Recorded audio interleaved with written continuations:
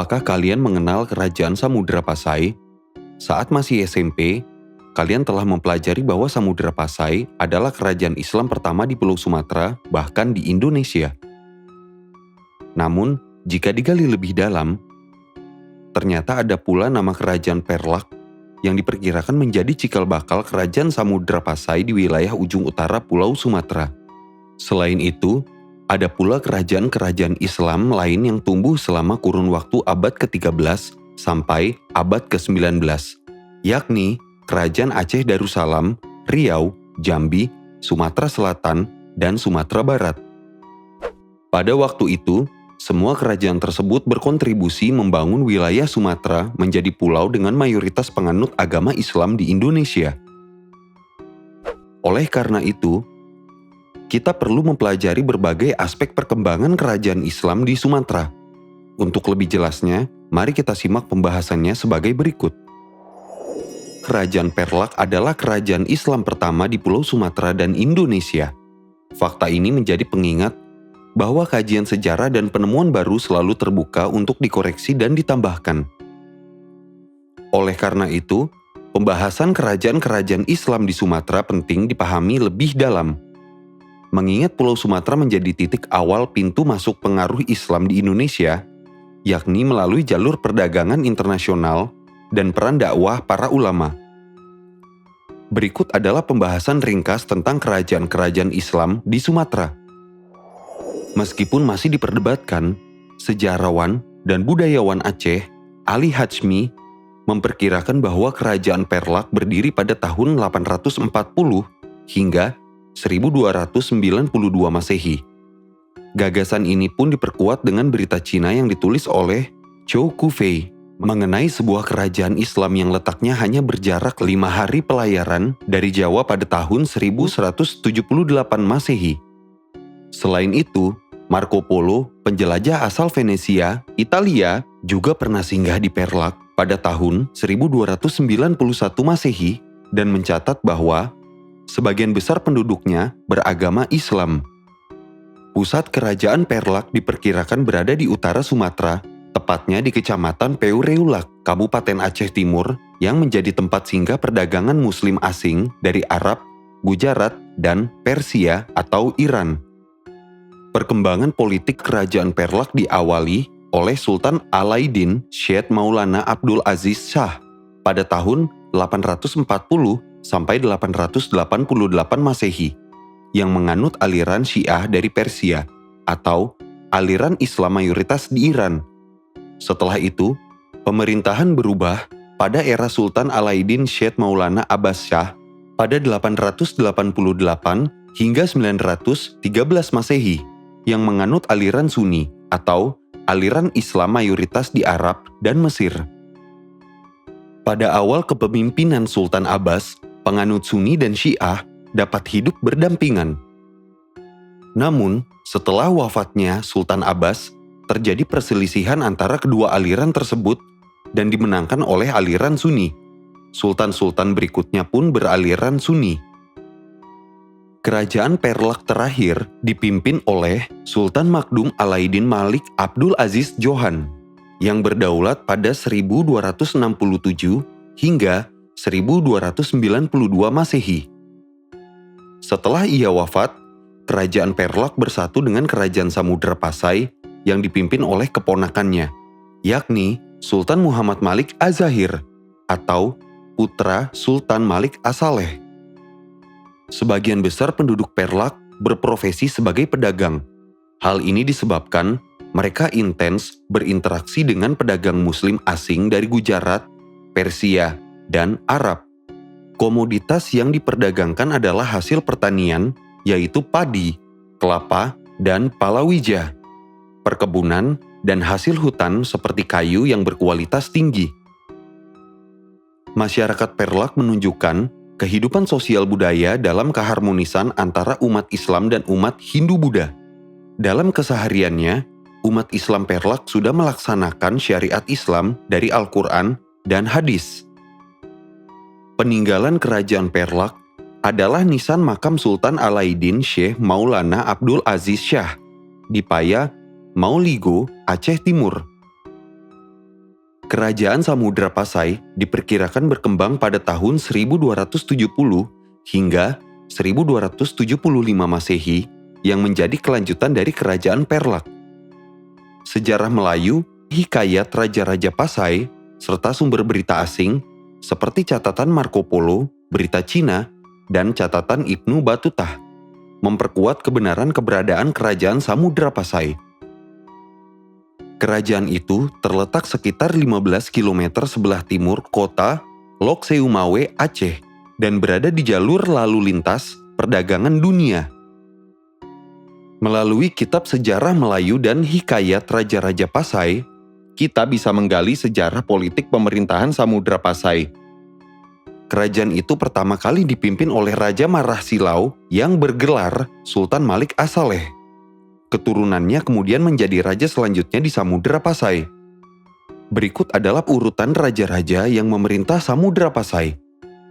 Sultan Malik As-Saleh sekitar 1267 hingga 1292 Masehi. Sultan Malik As-Saleh memiliki sistem pemerintahan dan angkatan perang yang kuat. Sultan Muhammad Malik Az-Zahir pada 1292 hingga 1326 Masehi.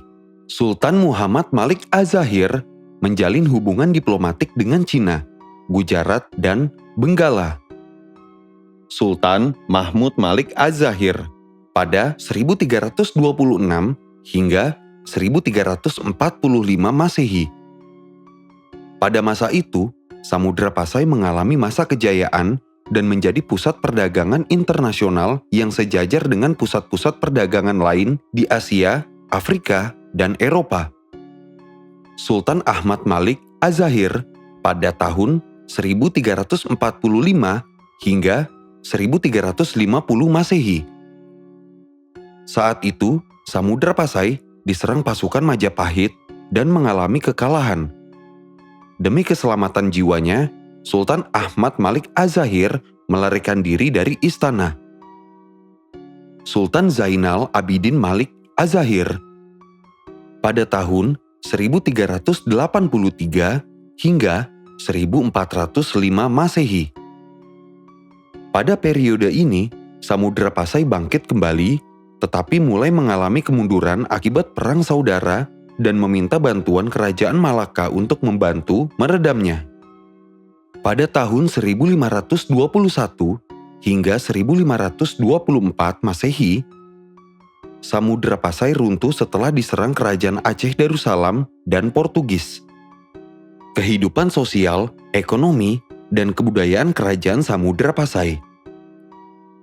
Ibnu Batutah, penjelajah dari Maroko, Afrika Utara, menulis bahwa sebagian besar masyarakat Samudra Pasai memeluk Islam bermazhab Syafi'i. Samudra Pasai juga dikunjungi oleh para ulama dari Persia, Suriah, dan Isfahan atau wilayah di Iran. Kerajaan Samudra Pasai mempunyai peranan penting dalam penyebaran Islam di Asia Tenggara, Sumatera Utara, Semenanjung Melayu, dan Jawa.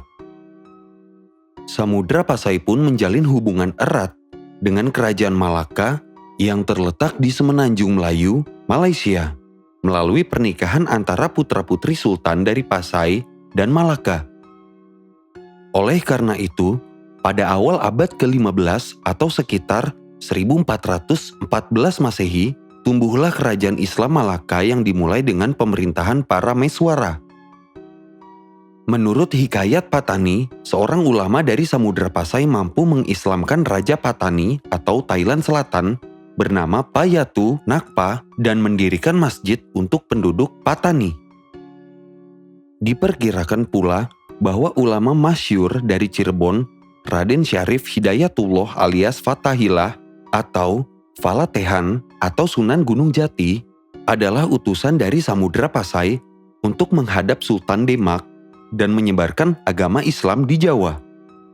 Sementara itu, ekonomi Samudra Pasai bergerak di sektor maritim dan perdagangan internasional. Pada abad ke-14, Samudra Pasai menjadi pusat perdagangan internasional di bawah Sultan Malik Az-Zahir, yang pelabuhannya menjadi tempat singgah pedagang Nusantara, seperti Jawa dan Maluku, dan pedagang asing dari Arab, Gujarat, Persia, Cina, Eropa, dan Afrika. Komoditas unggulannya adalah lada, sutra, kapur barus, dan emas. Sistem mata uang yang dipakai untuk transaksi perdagangan adalah dirham atau uang emas murni. Pada tahun 1521 Masehi, Samudra Pasai kehilangan otoritas perdagangan atas Selat Malaka akibat serangan Portugis untuk memonopoli perdagangan rempah-rempah di daerah tersebut. Peninggalan kebudayaan Kerajaan Samudra Pasai dapat diketahui melalui nisan makam raja-raja Samudra Pasai yang dihiasi syair-syair bernuansa Islam. Contohnya adalah nisan makam Sultan Malik As-Saleh atau raja pertama Samudra Pasai. Nisan-nisan makam raja-raja Samudra Pasai tersebut memiliki corak yang sama jika dilihat dari jenis batu, cara penulisan, dan huruf-huruf Arabnya. Bahkan, konten pengisian ayat-ayat Al-Qur'annya sama dengan nisan-nisan makam di Malaka, Malaysia, dan Patani. Faktor-faktor tersebut menjadi bukti autentik pengaruh Islamisasi di kawasan Asia Tenggara oleh Samudra Pasai.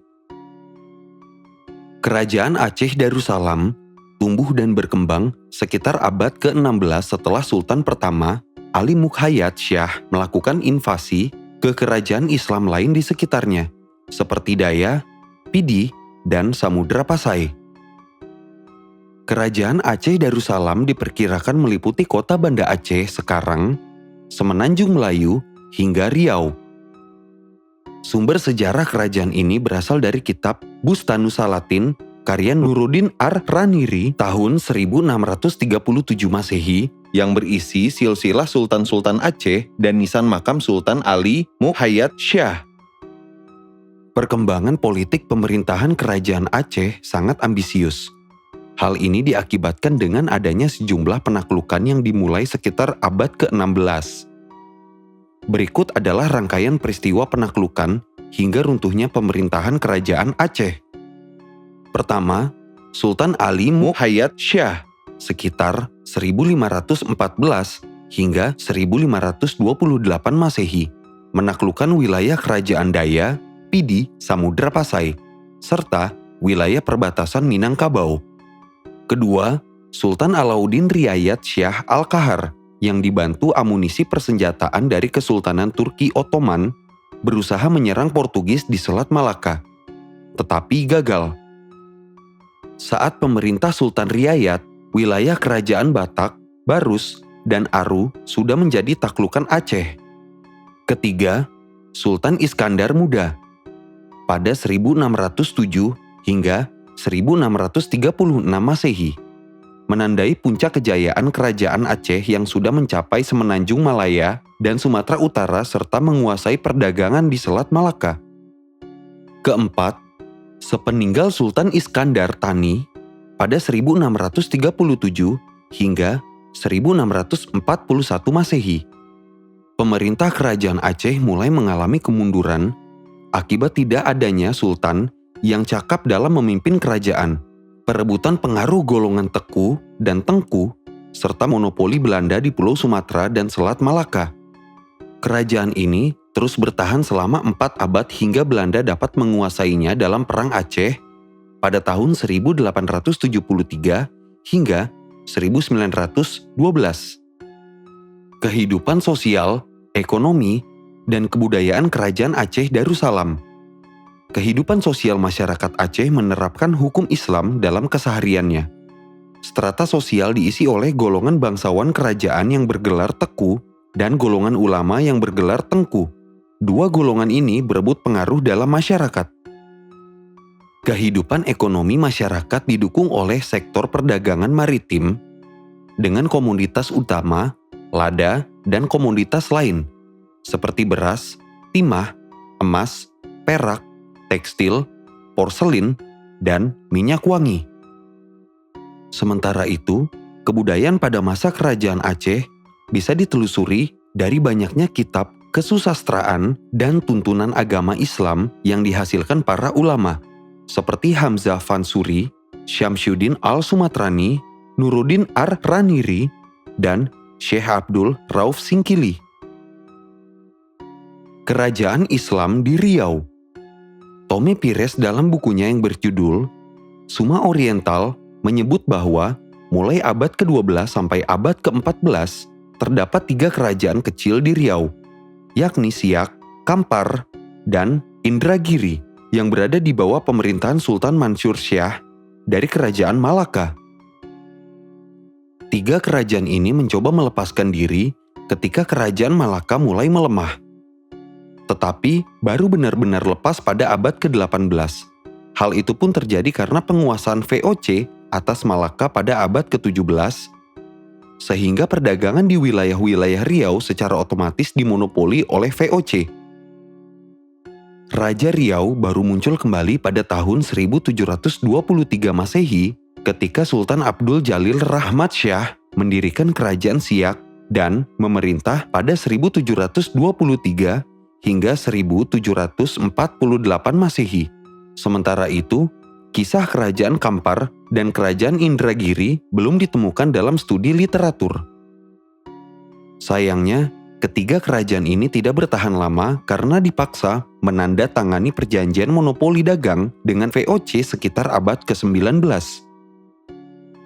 Kehidupan sosial, ekonomi, dan kebudayaan kerajaan Islam di Riau dari segi kehidupan sosial dan agama, masyarakat Riau dipengaruhi oleh kerajaan Malaka dan Samudra Pasai. Sultan Riau menggunakan kitab Al-Quran sebagai sumber hukum tertinggi dalam menentukan kebijakan dan hukum serta menerapkan hukum dan syariat Islam dalam kehidupan sehari-harinya. Dari segi ekonomi, Tom Pires menyebut wilayah Riau cukup ramai dikunjungi pedagang asing. Wilayah Siak adalah penghasil padi, madu, lilin, rotan, dan obat-obatan. Sementara itu, wilayah Kampar dan Indragiri adalah penghasil emas, biji-bijian, dan kayu gaharu. Kehidupan budaya kerajaan Riau dapat disaksikan melalui warisan kebudayaan dari kerajaan Siak, seperti tari tradisional Zapin, istana kerajaan Siak yang kini menjadi museum, dan beberapa masjid yang masih berfungsi hingga saat ini. Kerajaan Islam di Jambi. Penyebaran Islam di wilayah Jambi tidak begitu efektif karena masih di bawah pengaruh kerajaan Sriwijaya. Barulah pada abad ke-13, penyebaran Islam berkembang saat Jambi berada di bawah kekuasaan kerajaan Melayu dan berkembang makin pesat pada abad ke-16, dengan ditandai berdirinya kerajaan Jambi.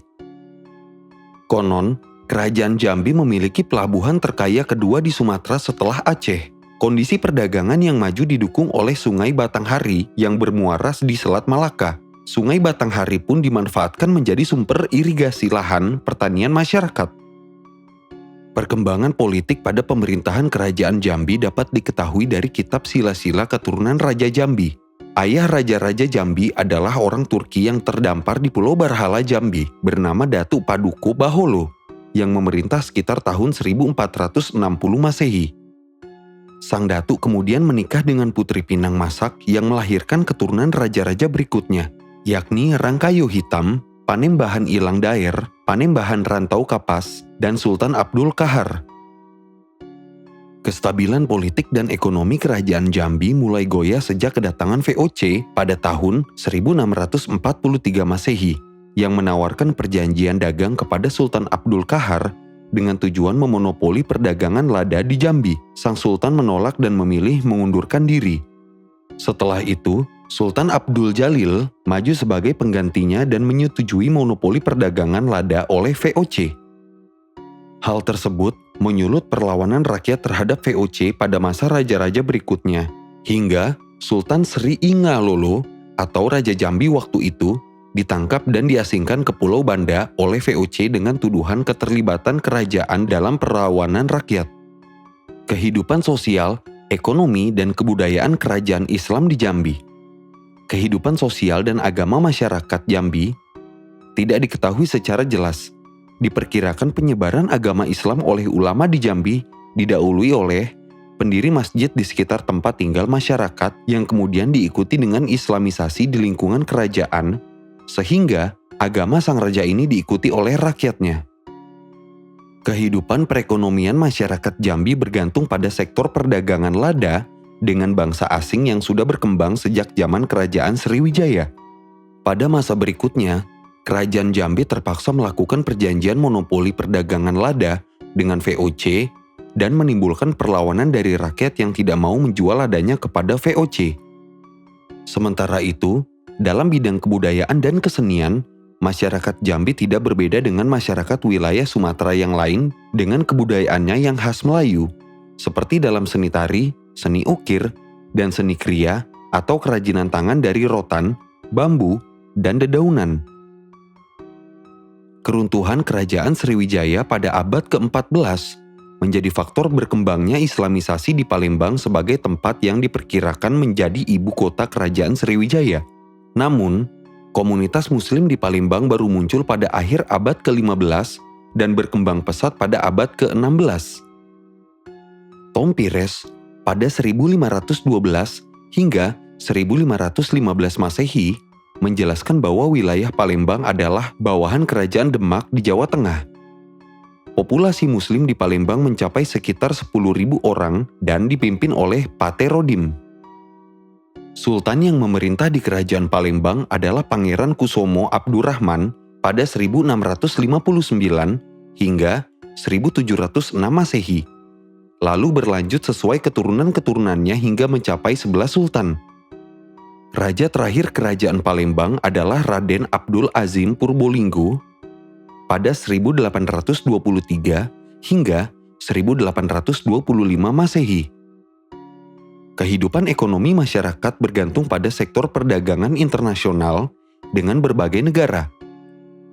Selain itu, Kerajaan Palembang menjalin hubungan perdagangan dengan Kerajaan Malaka dan Kerajaan Pahang. Komoditas yang diperdagangkan antara lain beras, rotan, katun, madu, lilin, kapur barus, emas, anggur, dan besi. Sementara itu, kehidupan sosial budaya masyarakat Palembang dapat dilihat dengan terbaginya dua golongan masyarakat, yakni golongan priai atau keturunan sultan dan garis pengabdian ke sultan, dan golongan rakyat biasa. Keberadaan komunitas Islam di Sumatera Barat diketahui dari berita Cina oleh dinasti Tang yang menyebut bahwa sekitar abad ke-7 atau 674 Masehi, terdapat komunitas orang Arab dengan sebutan Taksih di perkampungan pesisir barat Sumatera. Menurut W.P. Geuneveld, Islam kemungkinan masuk dan berkembang ke daerah Minangkabau pada abad ke-14 hingga abad ke-15. Pada sektor ekonomi, Tom Pires pada 1512 hingga 1515 Masehi menyebut bahwa wilayah Pariaman, Tiku, Kerinci, dan Barus di Sumatera Barat menjadi titik perdagangan internasional yang disinggahi pedagang dari Arab dan Persia. Komoditas yang diperdagangkan antara lain emas, sutra, damar, lilin, madu, kamper, dan kapur barus. Pelabuhan-pelabuhan di Sumatera Barat pun terhubung dengan kerajaan abad ke-15 dan ke-16 lainnya, seperti Aceh Darussalam. Pada sektor kehidupan sosial, agama, dan budaya, dikisahkan bahwa muncul ulama terkenal pada abad ke-17 di Sumatera Barat, yakni Syekh Burhanuddin pada 1646 hingga 1692 Masehi, yang mendirikan sebuah surau untuk tempat pengajaran pendidikan Islam di Minangkabau. Melalui surau tersebut, Syekh Burhanuddin menyebarkan ajaran tasawuf dan tarekat Syatariyah di wilayah Minangkabau, hingga mencapai puncaknya pada awal abad ke-19. Beliau dikenal dengan sebutan Tuanku Ulakan. Perkembangan Islam di Sumatera Barat makin kuat ketika muncul aliran Wahabi yang dibawa oleh ulama Sumatera Barat setelah belajar Islam di Arab. Mereka tergabung dalam 8 ulama yang disebut Harimau Nan Salapan. Aliran Wahabi inilah yang menjadikan munculnya kaum Padri di Sumatera Barat. Pada abad ke-19, strata masyarakat Sumatera Barat terbagi menjadi 2 golongan, yakni kaum Padri dan kaum adat. Kaum Padri adalah golongan masyarakat yang hidup menjalankan syariat Islam yang menginginkan kemurnian Islam dalam kehidupan adat Minangkabau. Sementara itu, kaum adat adalah golongan masyarakat yang hidup menurut adat masyarakat Minangkabau yang memiliki kebiasaan berjudi, sabung ayam, dan minum minuman keras. Keadaan masyarakat yang terbagi inilah kemudian dimanfaatkan oleh Belanda atau VOC untuk mengambil keuntungan dengan masuk ke konflik politik dan ekonominya. Akhirnya, terjadilah Perang Padri pada tahun 1830 hingga 1838 Masehi antara VOC dan kaum adat melawan kaum Padri, yang mengakibatkan penangkapan Tuanku Imam Bonjol pada 25 Oktober 1837.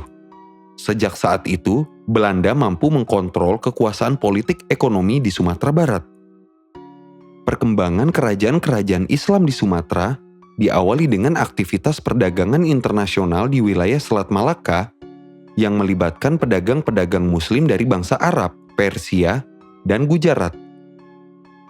Kerajaan Islam pertama di Pulau Sumatera adalah Kerajaan Perlak yang menjadi cikal bakal berdirinya Kerajaan Samudra Pasai dan berlanjut pada Kerajaan Aceh Darussalam.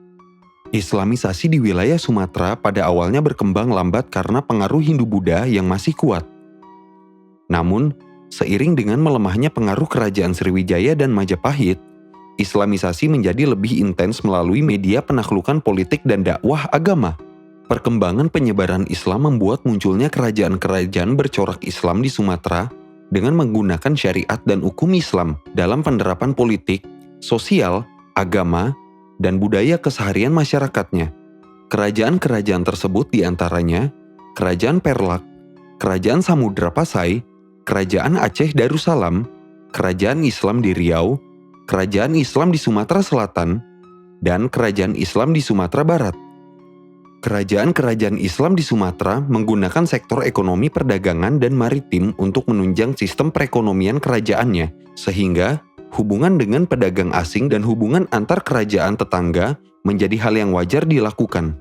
Kedatangan bangsa barat seperti Portugis, Belanda, dan Inggris secara langsung mengacaukan aktivitas perdagangan dan eksistensi kerajaan-kerajaan Islam di Sumatera. Hal ini disebabkan oleh penerapan monopoli perdagangan serta ambisi kekuasaan ekonomi dan politik yang besar dari pedagang barat di perairan Indonesia.